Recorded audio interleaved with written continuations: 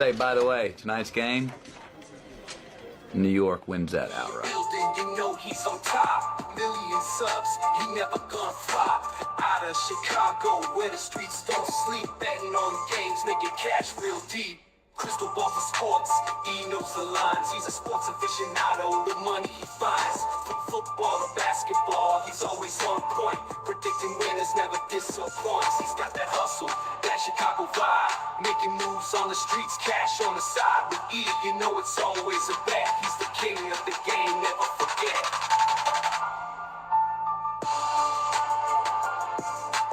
Hello and welcome to the Etoft21sports Show for October 14th. How is everyone doing? My name is Erik. I'm the man behind Etoft21sports. Absolutely loaded episode for you today. My boy Justin from Justin's Ball Sports is this week's special guest. Him and I are going to look back at week 6, share our week 7 bets, and Gino will have his horse racing bet of the day from Keeneland. But before you get all that, I'd like to say thank you to the sponsor of the show, Prop Hex. Guys, we're not using Prop Hex. Peer-to-peer betting is the future of the sports book industry. Go to the App Store, download that app above, use promo code ETOFT21. That way they know old Uncle Rico sent you. Now, let's see what Gino's horse racing bet of the day is from Keeneland. Best bet this week is going to come over at Keeneland. We're taking a look at the daily racing form past performances. This is for Saturday, October the 18th, and we're looking at the Grade 3 Perryville. Race number 6 at Keeneland on Saturday. I do think the 5, Captain Cook, 6-5 on the morning line, logical favorite, think makes a lot of sense in here. I actually like the 6 a little bit, Rolando, along with the 5. So I'm going to play an exacta with these two horses. I can play an exacta box with the 2 of them. On the outside, the 5 and the 6. And obviously the 6 is the much better price. So if you get a really big price, maybe you think about playing the 6 horse to win a little bit. But I do respect the 5, Captain Cook. And the way the race sets up, it seems like Captain Cook should be able to sit off the pace just a little bit from the outside, maybe sit third, because it does look like Rolando might actually be the fastest horse in this race. Hopefully Rolando can get the lead, maybe 1 or 2 other horses down inside or pushing him like Taylor's version, and then we get the 5 sitting a nice trip, Captain Cook. Hopefully it's 5, 6. Let's hook the 2 of them up and play them along in an exacta box. The 5, Captain Cook, the 6, Rolando. If you want to play a little on Rolando at 12-1 also at a big price, I do think Captain Cook will be really tough in here. So best of luck this week playing the races, and make sure to head to drf.com anytime you play the races.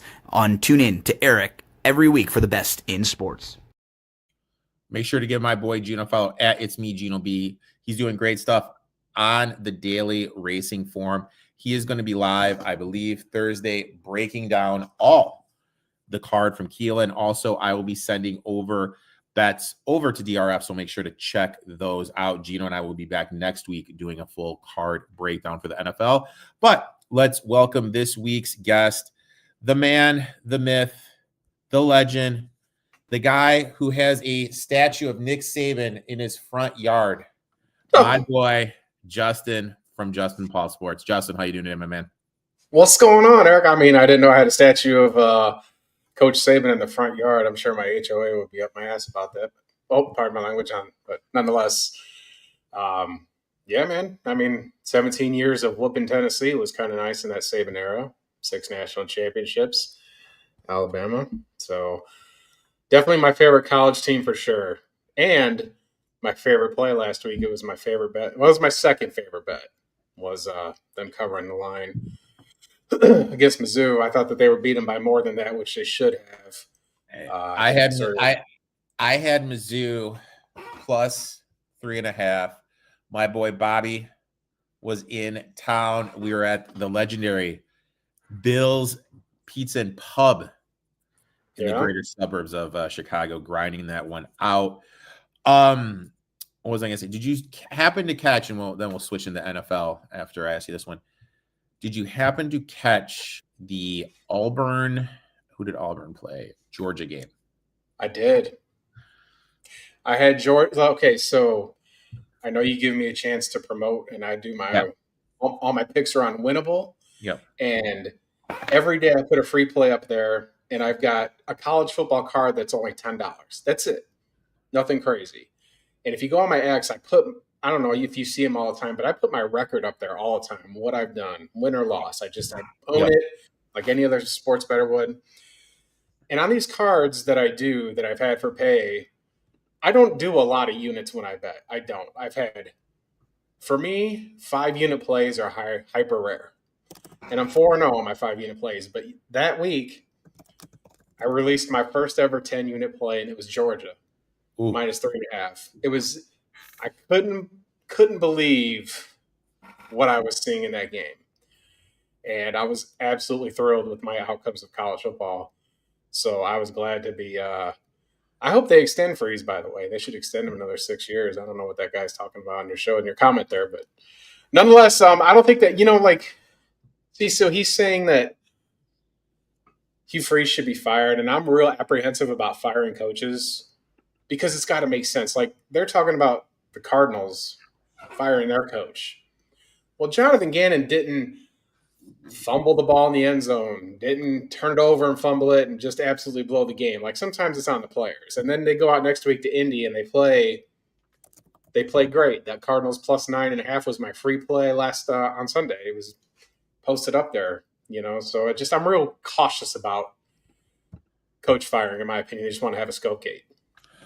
Yeah, it's all about scapegoating everything. Everything, man.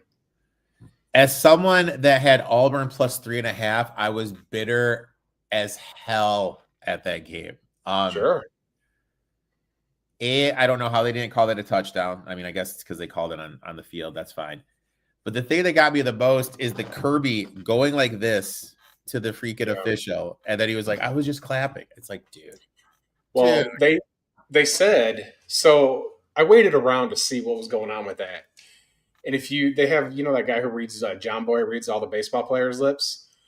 They did the same thing on that. And Kirby called timeout. Yeah. And what he's saying is they can't clap. He's complaining to the referee. Yeah. They can't do the cadence mock. That's what happened. The referees fumbled it. Kirby didn't say I was clapping. I didn't call timeout. He's defending the quarterback. Complaining about the defense doing the because that's a delay of game if you do that, if you get caught. The defensive delay of game. Yep. Spot. Yeah, if you're caught doing that kind of stuff. So it's not Kirby's fault, but I'm sure he's not mad that he didn't lose that timeout. So game was wild. Officiating is out of control in that conference. Oh, dude, it is. Yeah. Specifically that conference. It's been brutal. Let's go ahead. Let's look back at week 6. We each have a takeaway from the previous week. Justin, you are the guest. Why don't you tell us what your takeaway is, my friend? I had we're doing that online tournament there with Dataman, and we do our picks. We post 5 NFL plays, and my favorite one was Arizona, like I've said. I think when a team gets embarrassed like that, they usually hunker down the next week. They're refocused. It's one of my favorite gambling rules. That whenever a team's coming off something embarrassing like that, they either buckle or they rise up. And I didn't feel that Arizona was a team that's necessarily been buckling in these games. I don't feel they quit on the coach. I think that the coach going after DeMarcado and hitting him in the chest and said, we can't be having this, and took the $100,000 fine. But the players, I think, understood what was going on there. And even with Kyler Murray being out, I felt the line jumped really nicely and put an extra 2.5 points on there. And I thought the Colts, they haven't exactly, in my opinion, been what the record says they are. They were lucky to beat the Broncos. I'm so focused on how a team does the week before and what the body work is for their season. And I know we're talking NFL, but a great correlation is Indiana elite? Or if you put them on a field with Alabama, who's played everybody that's ranked, including road wins, is Kurt Cignetti going to be able to do something like that? So I kind of use that same method when it comes to the NFL. So Cardinals were a big play of mine. I like the Bears, and they covered too on Monday, even though I'm not a Bears fan. But I thought 4.5 was generous for a team that was, for the Commanders being banged up. And that just ended up being a great football game. So those were 2 of my favorite plays last week. 2-0. The thing you mentioned about Indiana, it's an interesting case study because their biggest win is Oregon. Oregon's biggest win is Penn State. Penn State just lost to Northwestern. So you know what I mean? It's kind of an interesting. So let's an interesting case study. You know what I mean? Like if you kind of go through down those pegs. Now, obviously, Indiana, will get tested. I believe they do still have. I believe do they play Ohio State this week? They don't play. No, they don't play them. They're not on the books. So that means that means their toughest game remaining is Penn State without a coach. Oh man, I mean Indiana walking into it with the schedule, dude. And that's the other thing why I liked Alabama so much. All I heard all week, including the national figureheads like Klatt and Pate, and I like those guys. Mm-hmm. And I don't know if they're trying to sell you a narrative to just make sure you tune in to the football game because that's very plausible. But Missouri's so good. Oh, they've got all these sacks. Oh, they got the best running back. Well, Missouri has played nobody. They played a lousy South Carolina team, and they hadn't been on the road yet. They still haven't been on the road. So for me to really use what statistical models people use, you have to put those things on a curve to be a smart bettor, in my opinion. You know what I'm saying? Like, okay, you're great. And they did get to Ty Simpson. They did get some sacks, but they almost turned it over 4 times in that game alone. And I have to see you rise up the competition. That's why I like to bet on SEC football a lot more because the competition's there. You know what I'm saying? The competition's there. I mean, I had them better than Vandy. I had them better than Missouri. The line on Tennessee is crazy this week. It's 8.5. But Tennessee's at least a little battle tested, with the Georgia game and things along. But they're giving up a ton of points to Arkansas, stuff like that. So just their defense is awful. Defense is brutal. Defense is brutal. I did have Arkansas last week just because of that. Nice. It's like the whole college football landscape is interesting. I was taking a step back and looking at my college football futures. And I mean, I did put a little piece on the Bearcats to make the college football playoff right before they beat Iowa State. I like that one. Preseason, I did put we did it on Saturday's show before USC played Michigan. We put a little bit on USC to make the college football playoff. Put a little bit on the USC quarterback to win the Heisman. So I mean, I think USC is a very interesting. I think offensively they can keep up with everybody. Defensively, they're an absolute nightmare. Old Miss. Hey, you know what? Your quarterback went to Ferris State University, dude. That's a win on my book, dude. Any quarterback that goes to Ferris State, that is a win on my book. So, attaboy. But yeah, I mean, they're always going to be right there. I mean, last year should have been their year with how stout that defense was. Lane just did Lane type things. But my takeaway, I got to be honest, Tanner Estrin is so far over his head. It's actually funny. I literally rewatched that game against the Denver Broncos. No clue what the game plan was. You're going up against a Van Joseph defense, a defense that literally cannot defend the running backs in the passing game. It's been that way for years. You've got Breece Hall, who is third among all running backs, targets, receptions, and yards. 0 targets in the passing game. 0. The offensive line is struggling to protect. How do you slow down an aggressive defense? Pretty simple. Nice little screen pass. There was not one called at all. At the end of the first half, they ran the fake punt with Breece Hall lined up in the punt formation.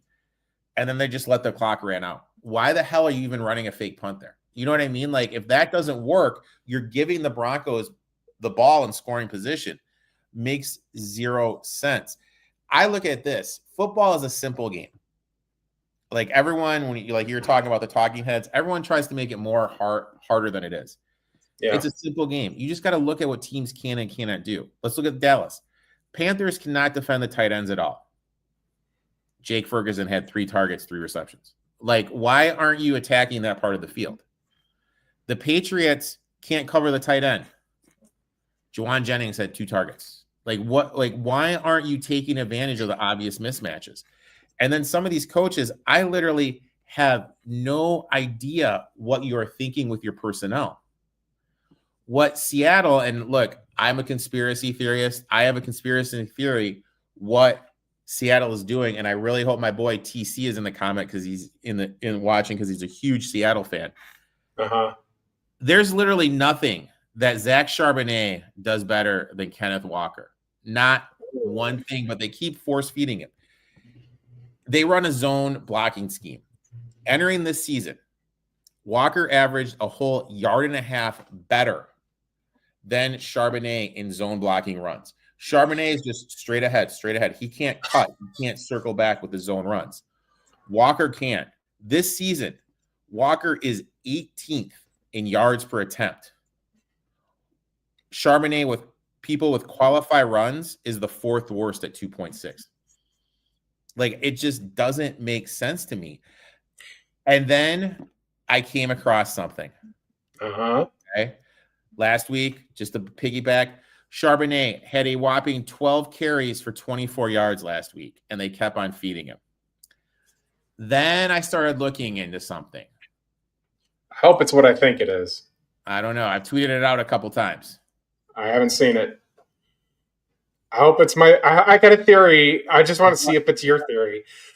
Who, between Charbonnet and Walker, who's in their contract year? Oh, that's not my theory. So you think that they're holding Walker down to? I think they're purposely not giving him the rock because with the game flows, they really haven't. But no, I'm just saying, and they're not using him as much as they should.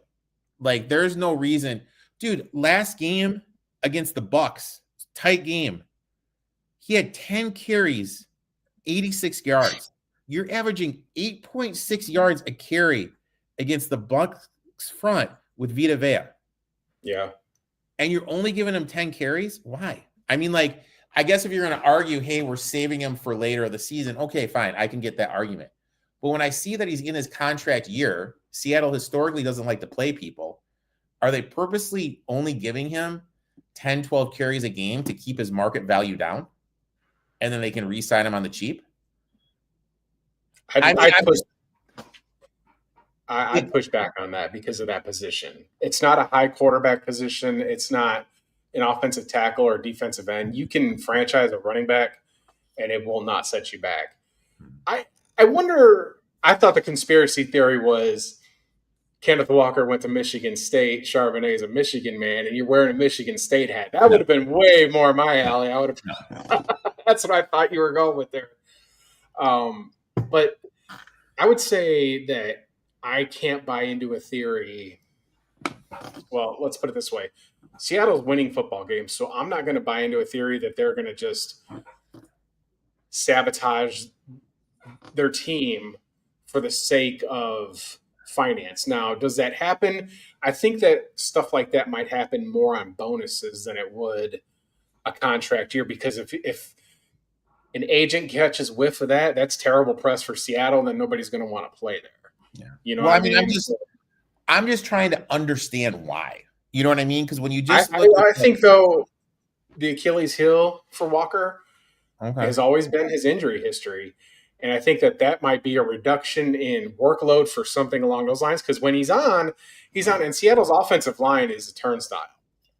There were plays when Gino Smith was there, they were giving it to Walker, and like the right tackle is just getting blown up. Like, I think that might be more so along the thinking, not so much that they're going to get paid, but I do like the theory. I do like it. That's good.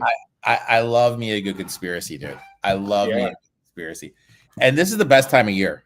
Like we were talking about before, we got MLB playoffs going on, NHL is going on, NBA is ramping up. Yeah, man. And we got midweek conference USA. Did you do anything in the games today? One of my who made the comments? I got one today. I only did one today. I have I'm kicking myself for not playing FIU's money line. I just played them plus the 10. That's the only thing I did today. Yeah, today I've got South Alabama minus 7.5, and they're up by 8. I thought that these are two terrible teams, but South Alabama can move the football.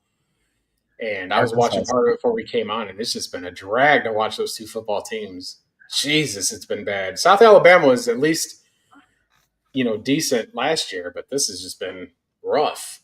But the defenses all of a sudden show up, But South Alabama was my play today, and I got one for tomorrow.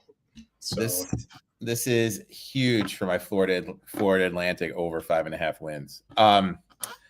If they can get this one, let's go ahead. Let's not talking about Conference USA. Let's go ahead and let's talk Sun Belt, by the way. Sun Belt. Oh, Sun Belt. Jesus, what am I talking about? Sun Belt. My bad. Sun Belt. The Fun Belt. Let's go ahead and let's jump into our bets. Before that, we need to take a glimmer back at how we did last week.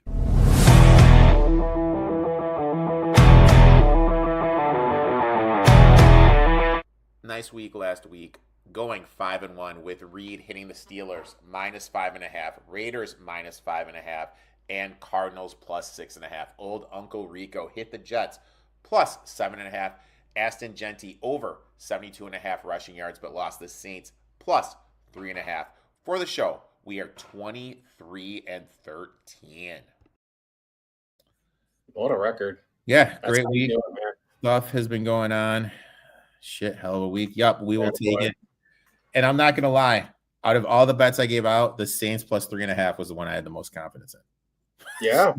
So that's how it works. Let's go ahead. We each have 3 bets. And speaking of the Saints, and I'm pissed because I was going to put this one in there, but you beat me to the punch. I love it. Chicago, they went on the road, and I think that this is another – I don't know if this is against most of the gamblers' creed, okay? Okay. But remember we talked about how I feel about how a team does a previous week? Uh-huh. And this might be Chicago having a bit of a hangover. You go on the road on a Monday night, you win this emotional game. Now you're above 500. Ben Johnson's this great coordinator and does things very well, but the Commanders, had they not fumbled the ball there, are likely going to run the clock out, or the Bears are going to get the ball deep in territory on a punt. But that's part of the elements and the beauty of football that's played outdoors on grass and weather. It was refreshing to see the football game in general, regardless of the side that you had. I was actually kind of enjoying the old DeAndre Swift run and just like those kinds of things where your tackles happen and there's grass stains. I was getting nostalgic for football. But I do think that the Saints come into Soldier Field, and I really like what Spencer Rattler's done. Yeah, I mean, he had all those issues at Oklahoma with his attitude and transfers to South Carolina and is still a bit of a hothead. And he's on that show when he's in high school at Chandler High School right down the street here from me. And he's just not mentally screwed on right. Well, at the beginning of the season, I caught an interview of him on the Rich Eisen show. And dude's laser focused. He's not turning the football over. The yards aren't there for Olave, but everybody's healthy on the Saints front. There isn't any major injuries holding this team back. Taysom Hill's come back. They seem to be getting into a rhythm, and I don't think that the Bears are going to be able to put this team away. I don't think that there's anybody defensively that can really slow them down. I mean, the Commanders had injuries with McLaurin being out, and I mean, Krosky Merritt had that good game until he fumbled. And I think that they step up actually a little bit with Kamara and Rattler and with Hill and Olave. I think there's weapons there, and I think that they can cover that 5.5. So give me the Saints. Yeah, I absolutely love it. Our boy from Twitch, where's that comment? As our boy from Twitch, let's make the money. As Etoft21sports says, fade a dog after they win a standalone prime time game. I'm gonna just read these off for you really quick.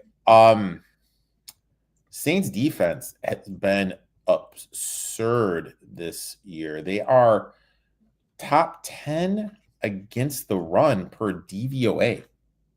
Now, if you're able to stop that run game, force Caleb Williams to make some throws, I think that's a great position for the Saints to be in. Absolutely love them. Now you do a fantasy football show every Friday. Make sure to check that out. About 9 p.m. ish my time is kind of when I've seen it on and joined in and watched a little bit. Yeah. Have you done a guillotine league before?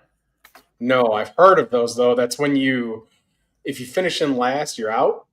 Yes. Now, And then how does it work? Because I'm not fully certain how that works. I think we've talked about this a little if bit. you finish in last place, you're out, and all your team is on the waiver wire.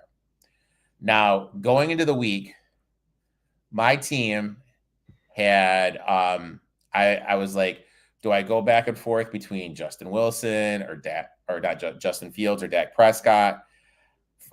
Because of the rushing upside, I'm always going to take Fields. And I have Garrett Wilson, who did nothing. Like Field, like terrible. Also, I have J.K. Dobbins, who did nothing. I by far the shittiest week ever. Like my team I had Fields, Kenneth Walker, J.K. Dobbins, Jamar Chase, who put up a 20 spot, which was great. Patriots defense put up 5, which is great. Now it came down to I was 7 points ahead of Gino. Gino had Romo Duze. I had Kyle Pitts. Oh. So thankfully, I was able to sneak it out, won by a couple points. So now I'm going to have to do my waiver wire magic because my team is losing Garrett Wilson, it looks like, for a couple weeks because he's going to go on IR. Gino's team only has Jahmyr Gibbs, who's probably going to get paid an arm and a leg on the free agent market. And that's the thing. Like CMC last week went for $640. Well, I don't know how your fab works on those. We got $1,000, and then for the season. But if you have the most points scored, you get an extra 100. So it's like pass and go Monopoly kind of. So it's kind of like you got to budget it out, and I'm gonna have to make a move because I'm gonna need someone because of Garrett Wilson. Yeah. So it's a fun thing. If we need people for next year, I will definitely reach out for you, my friend. Dude, I'm telling you, it is so fucking intense, and you're going to be locked in. My next one, I'm going out to the West Coast here. Give me the Fighting Harbaughs. That is Los Angeles Chargers -1.5. Look, I love this Colts team. During the AFC South preview show, I actually gave them out +430 to win the division. But this week, I think they're in for a letdown spot. This is the stat that absolutely blew my mind for last week's game. Daniel Jones went 9 for 9 while facing pressure. That is unsustainable. He's due for some major regression with that. And to me, the matchup comes down to the Chargers passing attack attacking this Colts secondary. Let's just kind of take a look at who is playing for the Colts. Edwards, coverage grade 51 per PFF. That's 88th out of 109 corners. Lammon's solid grade of 74.5, but last game was his first game getting any reps. That hasn't played enough snaps to qualify. He plays in the inside. That means he's going to have his hands full with Ladd McConkey. The other side, Blackman, coverage grade of 50. That's 93rd out of 109. Chargers are going to be able to move the ball on the air. Colts are already allowing 233 passing yards per game. Herbert is absolutely going to be taking advantage of this. Speaking of Herbert, completing nearly 68% of his passes, 1,650 yards on the season, already 14 touchdowns, only 4 picks through 6 weeks, top 6 EPA per play, and at home, he's been torching secondaries. Indy 24th passer ranking allowed 95.2. Now, when we look at the ground game, Vidal coming out of the draft, I was insanely high on. And what we saw last week, that was what I was expecting to see last year, over 100 yards. Yeah, I know it was against Miami. I'll take it with a grain of salt. But if he's able to find similar success here against a Colts defense that ranks 21st DVOA defending the run and giving up 96 yards per game, it's going to open things up. And let's not forget Harbaugh as a favorite is money, 63.1% ATS overall. And when he's a favorite, he's an insane 43-25. That's 63.2%. Other side, Chargers defense, 6th in EPA per play, 8th in yards allowed, just 295 per game. Excellent at home, top 3 red zone stops, forced 10 turnovers. Meanwhile, the Colts offense has struggled on the road. For me, I just kind of feels like a spot where the Colts stumble a little bit. The Chargers find success through the air and then the ground. I'm going to take the Chargers here at -1.5. And sometimes when you look at an NFL schedule and how the season's playing out, I call them quote unquote scheduled losses. Like to me, the Lions on Sunday, that was a scheduled loss. You know what? You have all your DBs out. Kansas City needs a win. Prime time in Arrowhead, schedule loss. And I feel this is a quote unquote schedule loss for the Colts. Good bounce back spot for the Chargers. Kansas City needs a win. Love the conspiracy sake there. No, seriously. Like, they couldn't go into next week being 2-4. They needed to be 3-3. Yeah. You know what I mean? It was the Lions didn't get called, or Chiefs didn't get called for a single penalty either. Not one penalty was called on them. But I mean, my thing is this is like, even if a penalty was called on them, I mean, the Lions had guys like me fucking playing DB, dude. Like, you know what I mean? They I don't think they were to win the game anyway. But you know, is what it is. And it's the Chiefs, Jesus. The Chiefs always are gonna get the calls, dude. It's just the way. Freudian slip there, huh, Eric? I did. I let it slip. I admit it. I let it slip. You love it. All right, my man. Next play, dude. Where are you going? Right here in town. Green Bay's coming to town. I wanted to go, but tickets are $200, man. I just can't pony it up. Jesus. Every time, like, they played the Titans, tickets were $6. Green Bay comes to town because everybody who lives out here is a transplant. Ironically, the year Josh Rosen was down here, I saw him play Detroit, right? And both teams were terrible that season. But there's a big section of Lions fans that were down here. That people live here from Michigan. They come down here, and they're either transplants or they come down here in the wintertime. It's called snowboarding or snowbirds. Everybody comes from Canada or they come from the Midwest. I've seen Steelers fans here, Bears fans, Packer fans. Like, it's hard to get that home field advantage, but that's neither here nor there.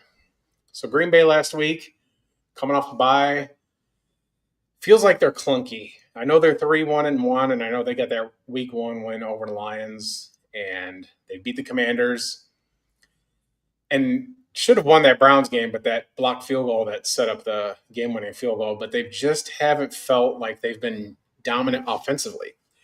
Again, this goes back to a spot with the Cardinals. They come off a road loss. They fought, but I think that they showed enough resilience with Jacoby Brissett back there to where they can believe in themselves and say, hey, look, we just went on the road and faced the best team in the AFC. Now we're going to come home and face one of the best teams in the NFC. Are we going to be up for it? I think that they can get that 6 in a hook. I think that the Packers win. I think it's a 3 to 6 point game. The Packers have special teams issues. I mean, they have a kicker coming off the streets, basically, hit that game winning, late. But I don't feel that it's a train wreck for the Cardinals defensively. I think that, Dontavian Wicks is banged up, and Christian Watson may come back, but it's still going to be his first game back. So it's Matthew Golden and Romeo Doubs. And I just don't know if they can pull away. I got to see it. I got to see them cover a big number for I'm real confident in Green Bay again. And full disclosure for your audience, I am a Packer fan. And I love Josh Jacobs. So when Alabama players go play in Green Bay, it's one of my favorite things ever. There's zero doubt about that. But the Packers do have their offensive line issues seem to be getting better. Mm-hmm. When they're on with Jacobs, but that's kind of been it. There's no depth there. I think Tucker Kraft might have himself a big game, but I could see this being a backdoor cover. I think they beat Arizona. It could be a backdoor cover, maybe a 3-point game. It's a big road test. The Packers are just, on the road. Your whole thing changes. You go to Cleveland and you lose, and you give the Browns their only win of the season. So after this, the Packers got a few home games thereafter. But I think it's going to be close. I think it's tight. Too close for comfort. Give me the points. Who's at quarterback for the Cards? I'm kind of Googling it right now. Jacoby Brissett is quarterback. 100%? Yeah, Kyler's out. He's hurt. Kyler's still out. Playing a little Warcraft right then, I'm assuming. Yeah, I mean, Brissett, my veteran quarterback theory is what you're going to get. You're going to get 4 drives. They're going to land in scores. Are they going to be 3s or 7s? That's what it comes down to. And he's not going to turn over the ball. He's going to be smart. He actually uses a tight end a little bit more. It's going to be good for McBride. And the Cardinals are actually decent against the run. So I could totally see this one coming down to it. My next one, I'm going to Thursday night, and oh my God, kill me now. Icy Hot Bowl. Give me That's what they called it. the Bengals here, plus 5.5. Now, look, I love Mike Tomlin, one of the best motivators in football, but when he's a favorite, I look to fade him. As a favorite, Tomlin's teams cover 47.9% of the time. When the line is 3.5 or higher, drops to 44. On the road favorite, 40.5. 45% ATS. When laying more than a field goal on the road, dips all the way down to 38%. Tomlin's teams don't cover in the spot. Could it be a potential look-ahead spot? Who's the quarterback for the Steelers? Aaron Rodgers. Who do the Steelers play next week? The Green Bay Packers. Could it be a little bit look-ahead spot? Joe Flacco, as a dog, is 7-3-1 ATS against Tomlin. The guy has experience in the division. He's not going to be intimidated, knows how to manage a game against this defense. Let's talk about the matchup. Steelers have struggled all year against opposing wide receivers ones. Last week, Flacco peppered Jamar Chase with 12 targets, second most this season in a game. Turned that into 9 catches for $103. For his career against the Steelers, Chase is averaging 8.8 targets, 6.2 receptions, and 82.7 yards per game. I'm expecting a big performance here. The Steelers are allowing the 6th most passing yards per game. The secondary is vulnerable. And the stat that's crazy, Pittsburgh hasn't been a road favorite of 5.5 or more since 2020. They're just 2-9 straight up on Thursday night road games against fellow AFC North teams over the last decade. Tomlin's teams, they're 9-2 on Thursday night football, but only 2-9 on the road. Add in the short rest. I really expect a gritty, low-scoring AFC North type game here. And give me the Steelers. Give me the Bengals here, plus the points. Flacco steady. Chase is going to eat. Bengals keep this one a close scoring game. I'm on it. Give me the Bengals plus 5.5. Typical. We take Tomlin as a dog. We fade him as a favorite here. Going back to the basics, man. Going back to the basics on this show. The grassroots of the show. What the show is founded on, Justin. They said they were talking about that game because both the quarterbacks are over 40. It's called the Icy Hot Bowl. God bless them. I love Aaron Rodgers though. Like if the Steelers make the playoffs and the Packers are out, I hope that he wins the Super Bowl one more time. Dude's he's my favorite quarterback of all time. As a Lions fan, I'm sure you despise him, but I hate him. Watching the guy sling, but watching him as a quarterback, like put all what you think about him personally, but as far as like his ability to throw the rock and things along those sorts, I've never seen nothing like that. And then the reduction of turnovers, it's just chef's kiss. You want quarterbacks that are careful with the football, but can make those big time plays. Mm-hmm. Aaron Rodgers. Next one, my friend. You're going to Monday Night Football. Yes. Give it to me. This is my favorite play of the week next week. It's my favorite play. I love the Seahawks 3.5 at home. I think the Texans are their offensive line. Who are they? Their running back game. Woody Marks, is he going to be able to go up to Seattle, go on the road, even coming off some rest and taking care of the Seahawks? I don't know. I think that I don't like anybody on the Texans offense. I don't like CJ Stroud as much as I did. When there's no protection for that guy, he really kind of crumbles. And it just feels like offensively on that side of the ball, they're a disaster.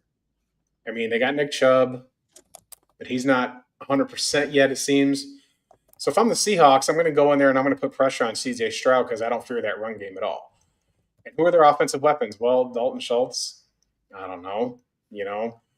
They don't have Diggs down there anymore. It's Nico Collins. So I'm doubling Nico and making you figure it out. As far as Seattle goes, Sam Darnold has had a career resurgence. He looked amazing last week. Take away Nico, yeah. Take away Nico Stroud. He really is. Like, I agree with that comment.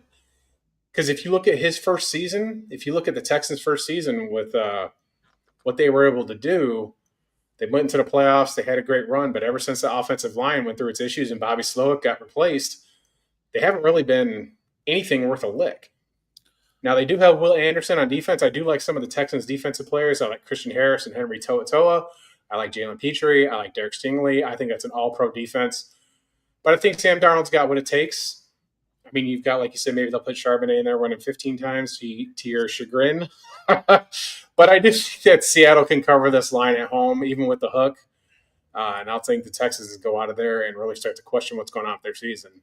For the record, D'Amico Ryans, I think, is a great coach.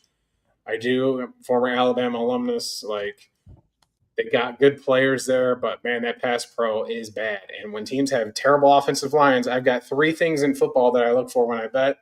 Who's your quarterback? Who's your protection? Who's your pass rush? Everything else you can kind of work around. Yeah. And if you don't have a good running game, then I'm really going to be down on you. And you're going on the road in that place. I'll lay the points. Lay it. Lay the 3 in the hook. Give me Seattle. Zach Charbonnet had 3 straight runs from the 1 and ran right into the ass of the center. Like, literally no cut, just straight ahead. Like, I love how you're still not over it. What the fuck are you doing? I had this whole thing a couple weeks back here. I dove into it. I don't have the updated numbers. I think it was worth through 3 weeks, though, through 3 or 4 weeks. I compared the Texans EPA per play, DVOA numbers, Stroud stats, the running game stats, Nico Collins stats. It is absurd how much this offense is taking a dip back. Texans? The Texans, yeah. Absurd. Like, it was mind-blowing just to see how brutal it actually is. Now, it makes you think, though, like you commented on D'Amico Ryan. My thing with him is he thought the offense should be one thing. That's why they ran Sludwig out of town. Sludwig's got to be sitting back right now smoking a cigar and just saying, look, dude, I had this team in the playoffs. This is what their numbers were. I leave. This is where they're at now. In my eyes, he's putting himself in line to actually get back in the OC job next year with how bad Houston is doing post him, if that makes sense. But you can't be letting players like Laramie Tunsil walk out the door. Like, that was his decision, though. You know, that was a front office decision. You know, so it's like, I don't know, man. Like, I just feel this team made a mistake letting go Slug, and just didn't do a good job preparing and getting what they needed to do and missed on some draft picks. I don't know. My next one, and oh my God, I can't believe I'm doing this. Let's go. That's when it hits. Give me the Tennessee Titans plus 7.5. Let's be honest here. My boy Brandon, who does the NASCAR stuff with me on the podcast, is not going to be pissed about this one. But who the hell are the New England Patriots to be laying this many points on the road? I say it every single week. Gambling's about buying low, selling high. And right now, people are talking about this Patriots team like a Super Bowl contender, Drake May, MVP candidate. Like, what are we doing here? When we look at the box score, they should have lost against the Bills. They shouldn't have covered, probably lost the game against the Saints. Now they're laying more of a tutty against the Titans. Now let's look at this trends. Since 2010, teams after firing their coach, 62.5% against the spread. Mike Vrabel as a favorite, 45.8% ATS. Laying 5.5 points or more, just 33%. Laying 5.5 points or more on the road, 28.6%. Now here's the 2 interesting ones. Teams playing their 3rd straight road game, and this is the Bills' 3rd straight road game, are only 30. Oh, okay. The Patriots, sorry. The Patriots. This is the Patriots' 3rd straight road game. Teams playing their 3rd straight road game are 32% ATS if they won their previous 2. Now, if you look at it, teams playing their 3rd straight road game coming off a win and a cover, 34%. So there is like kind of some trends that support taking the Titans here. And it screams letdown spot. Patriots, 29th DVOA in defense. They are ranked worse defensively than the Tennessee Titans are. Let me repeat that. The New England Patriots are ranked worse defensively per DVOA than the Tennessee Titans. Now the way to exploit, and they are 24th DVOA in terms of schedule difficulty. So just so everyone understands, they have played a shitty schedule and still have the 29th best defense per DVOA. This defense is garbage in New England. They're 29th against the pass DVOA, giving up 242 yards per game. That's the 8th most in the league. The way to exploit the Titans defense is on the ground, but the Patriots are just 32nd in rushing DVOA, averaging just 91.5 yards per game, bottom 7 in the league. They only rushed for 71 yards 2 weeks ago against Buffalo, who honestly can't stop a nosebleed. If you look at the box scores, the last two Patriots game, should have lost them both. The way to attack the Patriots, I don't think the way to attack the Titans, I don't think the Patriots can do. The trends line up. The matchup lightens up. No more Brian Callahan. Little boy Callahan is gone. He's off. Mike McCoy's taking the realms. Give me the Tennessee Titans here. Plus 7.5, my friend. If you look at some things that are going to work in New England's favor, I know what you say about, they're lousy against lousy teams still, but this schedule for them, they can maybe sneak in there and get in the playoff with that schedule by itself. Oh, yeah. I'm just saying, like, the Patriots schedule is absolutely ridiculous in their favor this year in the NFL, but, they've got an identity crisis. I think that there's teams that there's carryover effects when it comes to psychology of betting, and I'm almost convinced it happens in Vegas too. And a great example of this is the New Orleans Saints. I think that everybody thinks of the Saints game against Seattle when it was just a total special teams, 2 touchdowns, like an absolute train wreck of a game that got out of a hand early.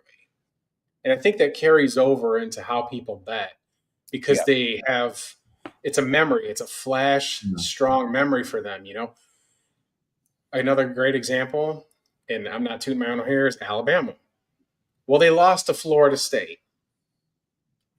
That's true. We're going into week 7. You're still talking about week 1. You're still remembering a shock event. And it carries over into how people bet. And I think it's the same thing even like with the Bears yesterday. It's a shock event. They won on the road. They avenged the Hail Mary from last year and things along that sort. Things are looking up at Chicago. I think that people live in the past because they think what they've seen in the past is going to correlate to the future and can't dissect what they're able to do in next week and forget that when you line up at 0-0 and it's a whole new ball game and it may not even be the same group because you can have players get injured or released. I think there's more to gambling than there is just box scores. I'm not saying that's what you did. I'm just saying in general, I think that's how people bet and how some of these lines get kind of goof troop like that. I think with the Titans, they're still thinking about that Cardinals thing. And then they're thinking about the firing the coach. Well, that could be a big relief because evidently you got to hear what people say. They were saying that the players didn't like Callahan. Mm-hmm. And I think this goes to the Jets too. I think that's a fiasco. I don't know if he makes the season. Let me throw that out there. I don't know if Aaron Glenn makes the season. Because when you were talking about that fake punt, I'm sorry, I don't mean to cut you up, but when you're talking about that fake punt and that atrocity of closing the first half, right? The thing that I saw was they put the cameras on Garrett Wilson, was giving the coach the business. Giving him the business. And Aaron Glenn was looking at him like he was cool or like he was something, that he knew something. And then you get minus 10 yards passing for the entire game. Yeah, that's bad. Like, it's brutally bad. That's worse situation in New York than it is in Nashville, easily. I'm going to say this. My big theory is the Lions would have had a Super Bowl if Aaron Glenn wasn't their DC. And he should have been fired after the choke against San Francisco. The fact he wasn't fired was criminal in my eyes. I guess my comment, I guess it was kind of like the same thing. If you looked at the box scores of the Patriots, they shouldn't be in the Saints and they shouldn't be in the Bills. So they're a little bit overvalued here. Everyone thinks they're like kind of like this thing. So I talk with my hands. I like playing with stuff. Like for me, it's really hard to stay still. This is just a roll of tape. You know what I mean? Yeah. Like, I'm just playing around with a roll of tape here in my hand. Like that's it. And then in terms of Aaron Glenn, I was high on this Jets team. I had them over 6.5. You know, I had Garrett Wilson. I had his receiving prop was only 850. I had him over 850 yards receiving. I put a little bit on him to lead the league in receiving yards just because of the success he had with Fields. The offense looked great for the first game against the Steelers, but dog shit. This offense has been dog shit. And a lot of people in Detroit were upset that Tanner left to go to New York. I mean, you kind of give Campbell credit. You know, you had two people that you're kind of quote unquote grooming to be coordinators. The guy that took over for the defensive coordinator for Glenn at the DC, and this Tanner guy who went over to New York. Tanner's been struggling, and I'm spacing on the DC of the Lions. But the DC of the Lions, his defense is better than last year's defense. You know what I mean? So you got to give credit to old Danny Boy for knowing the personnel. Justin, I'd like to thank you for coming on. Anytime there's shows like this, I absolutely love it. We're going on close to an hour and feels like we're just getting going. So I really appreciate you taking time out of your day, coming on, talking a little shop. Will you tell everyone where they can find you on social media, my friend? Well, thanks for having me on. And as the ticker said, it's Justin Paul Sport, no S on X because the S won't fit. And just find me on YouTube on the same thing every Friday, 10 o'clock Eastern. I believe it's 10 o'clock Eastern. No, it's 9 o'clock Eastern. We start me and Bobby's Big Board. Go follow his stuff. He's the fantasy guru. He does all those rankings and listings and does all the the graphics for our show. And we just go over 6 college football bets. We usually do the top 25 games. We just do that to just, because that's what people like to bet on is the big stuff. They're not necessarily, your audience might be a little more into, more propositional bets and things along that sort. But there we just kind of keep it a little light. And then we just do an NFL preview every Friday night. I'm trying to get to 200 subscribers on my YouTube. I'm so close. I need 8 more. So if 8 of you can subscribe to me and help me get to 200, I'd appreciate that.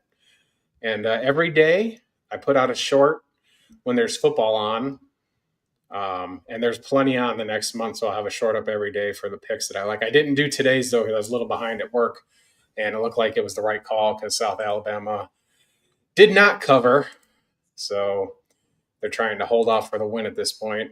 But I do enjoy the MAC, the Sun Belt, the Conference USA. College football is really my favorite. And I have college basketball stuff, but I don't have nothing super fancy on YouTube. And then my Winnable, WINIBLE, there's a free subscription there where I put the daily plays up there. And $10 for my college football card. $10. I'm 14-4. 4-0 on my 5 units, 1-0 on a 10 unit. Absolutely crushing it with college football because it's what I love the most. $10, y'all. That's what you pay in VIG. Yeah. Give me some VIG. And you get 3 plays. And my plays have been doing well, and I have full transparency on why I pick what I do. I don't go as in-depth as you do, on some of these things because to me, it's just the way I've been betting my whole life. Because I've tried that and I can overanalyze myself out of plays that I like. That's why I don't do that. Me personally. I hear you. It's good tools and stuff like that, but I look at strength of schedule and those kinds of things, those kind of human psychology metrics that I think get missed in the lines. And I think it's made me very successful. I would say I'm a lifetime winning bettor because I've done that. I don't rush to pick popular picks, and I don't like it when I'm on the side with the public either. Like I was on it with Buffalo Monday night, it just pissed me off. But sometimes you have to be. But yeah, I mean, like it's sometimes the public wins. Here's some of the games that are this weekend, top 25 matchups. LSU, a dog at Vandy. We also got Ole Miss going down to Georgia. Georgia laying a big number.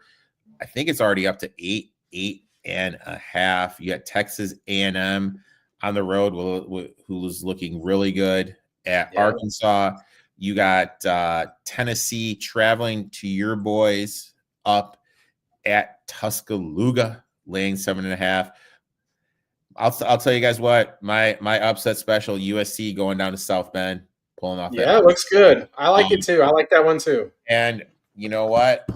Maybe the game of the day that no one's going to be talking about. We got the Holy War with Utah going to BYU at 7:00 in Central Time, 8:00. Going to be on Fox. Always a good game. I'll make sure if I'm still awake. It's been a hell of a weekend. I really need to catch up my sleep. If I'm still awake, I'll dip in on your show. Give that man a follow, guys. If you're not following him on YouTube, just click that subscribe. Help get him to 200. We'll be back 200. next week with Mike from Eat, Watch, Sleep, Bet. Make sure to check that out. Till next week, best of luck in your bets, my friend, and we'll talk soon. Roll Tide. Also, Texas Tech comes to Arizona State Saturday. Oh, that should be a good one. Good one. Best of luck, man. We'll talk soon, dude. All right. You got it.